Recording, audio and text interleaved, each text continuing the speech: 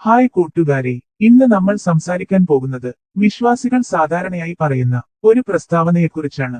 ദൈവത്തിന് തുടക്കവും ഒടുക്കവുമില്ല, ദൈവം ശാശ്വതനാണ്. കേൾക്കുമ്പോൾ ഇത് വളരെ ആഴമുള്ള ഒരു ദൈവസങ്കല്പമായി തോന്നും. പക്ഷേ അക്കാദമിക് ലോകത്ത് ഈ വാദം എങ്ങനെ വിലയിരുത്തപ്പെടുന്നു എന്നതാണ് ഇന്ന് നമ്മൾ പരിശോധിക്കുന്നത്.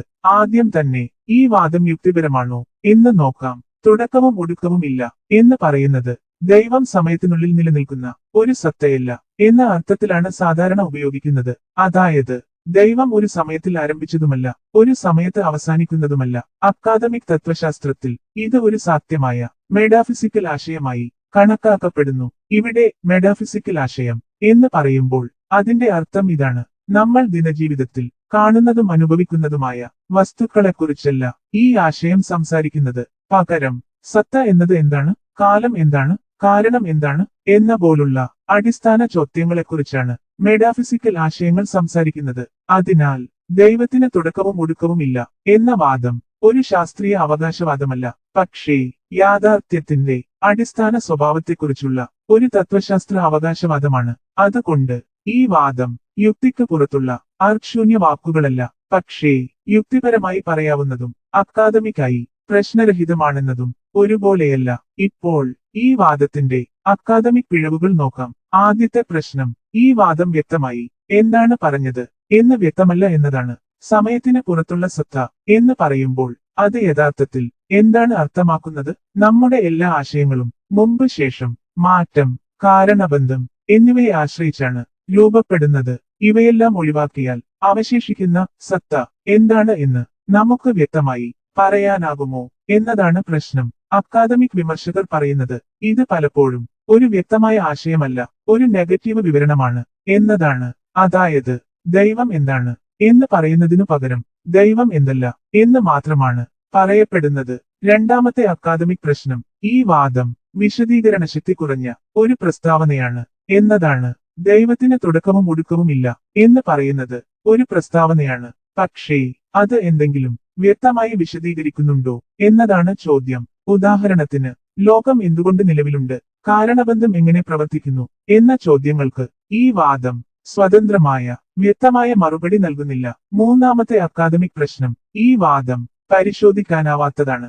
ശാസ്ത്രത്തിൽ മാത്രമല്ല, തത്വശാസ്ത്രത്തിലും ഒരു വാദം പരിശോധിക്കാനാവില്ലെങ്കിൽ അത് വിശദീകരണമാകുന്നതിൽ പരിമിതികളുണ്ടാകും. തുടക്കവും ഒടുക്കവും ഇല്ല എന്ന വാദം ശരിയാണോ തെറ്റാണോ എന്ന് പരിശോധിക്കാൻ നമുക്ക് സ്വതന്ത്രമായ മാർഗങ്ങൾ ഇല്ല.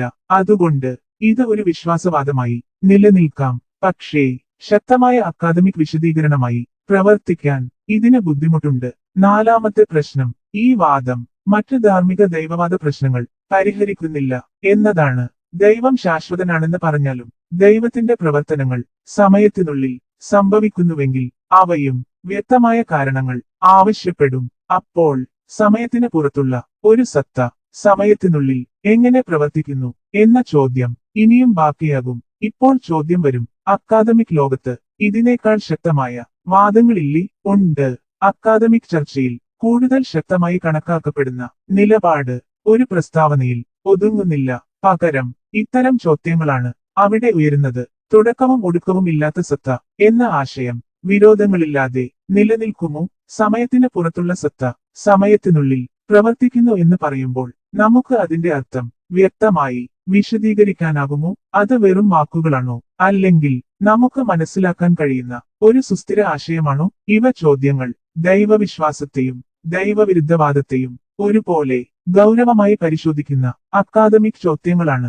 അതുകൊണ്ടാണ് ദൈവത്തിന് തുടക്കവും ഒടുക്കവും ഇല്ല എന്ന വാദം ഒരു സാധ്യമായ തത്വശാസ്ത്ര ആശയമായി കണക്കാക്കപ്പെടുന്നത്. പക്ഷേ അക്കാദമിക് തലത്തിൽ ഏറ്റവും ശക്തമായ വിവരണമായി കണക്കാക്കപ്പെടാത്തത്.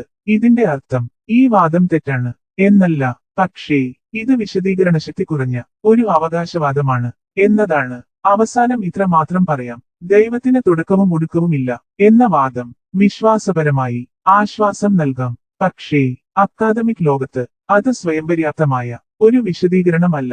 ദൈവത്തെക്കുറിച്ചുള്ള ഗൗരവമായ ചർച്ചകൾ ഇതിൽ അവസാനിക്കുന്നില്ല. ഇതിനേക്കാൾ ആഴത്തിലുള്ള തത്വശാസ്ത്ര ചോദ്യങ്ങളിലൂടെയാണ് അവ മുന്നോട്ട് പോകുന്നത്. ചിന്തകൾ തുടരാം. ചോദ്യങ്ങൾ ചോദിക്കാം. അങ്ങനെയാണ് അറിവ് മുന്നോട്ട് പോകുന്നത്. നന്ദി കൂട്ടുകാരെ. അടുത്ത വീഡിയോയിൽ വീണ്ടും കാണാം.